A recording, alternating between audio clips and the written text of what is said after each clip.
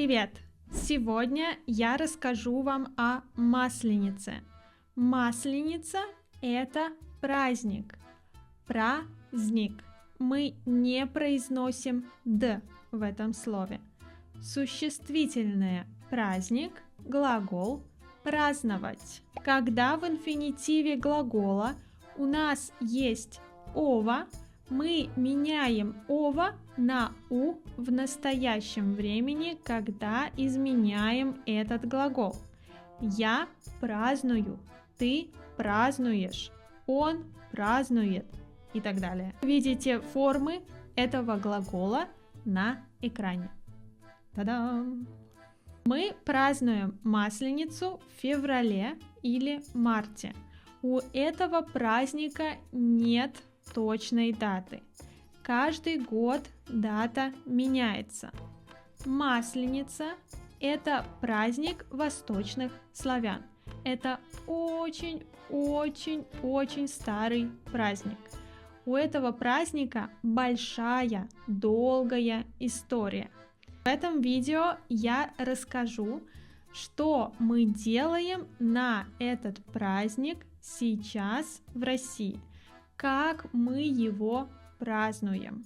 Мы празднуем его очень долго, целую неделю.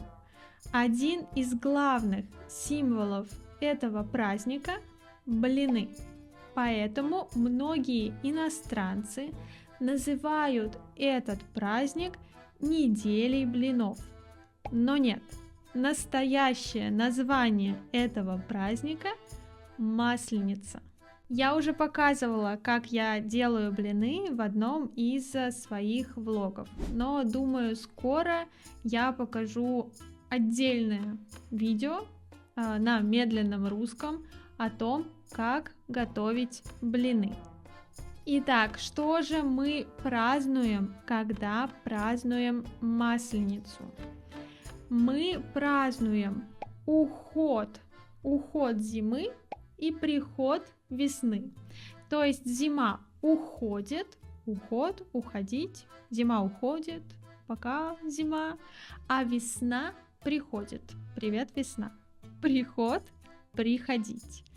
Люди радуются тому, что холодное время закончилось и начинается теплое время. Вы можете подумать, что 7 дней праздников – это очень много. И да, и нет, потому что раньше каждый день был особенным.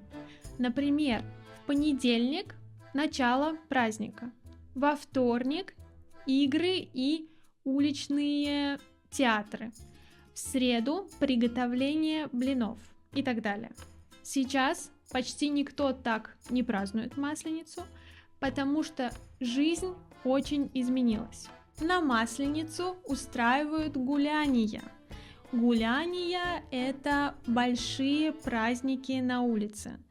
Люди катаются на санках, водят хороводы. Хоровод – это когда люди берутся за руки и танцуют по кругу. Еще на Масленицу сжигают чучело зимы. Чучело – это большая кукла из соломы. Эта кукла выглядит как женщина. И это чучело символизирует зиму. Поэтому, когда чучело горит, люди радуются. Они радуются, потому что они говорят «пока зиме». После Масленицы начинается Великий пост. Великий пост – это религиозный праздник. Если говорить очень просто, то во время поста люди соблюдают особую диету. То есть не едят определенную еду. Например, мясо, яйца, сладости. Также люди не развлекаются. И в конце хочу сказать, что в европейских странах есть похожий праздник. Это карнавал. Это тоже праздник перед Великим постом. Расскажите, Хотели бы вы побывать в России на праздновании Масленицы? Есть ли похожие праздники в вашей стране? Если вы хотите больше контента на русском, приглашаю послушать наш подкаст на русском языке. Поддержите меня и мою работу лайком, это очень важно. Не забудьте подписаться. И увидимся в следующем видео. Пока-пока!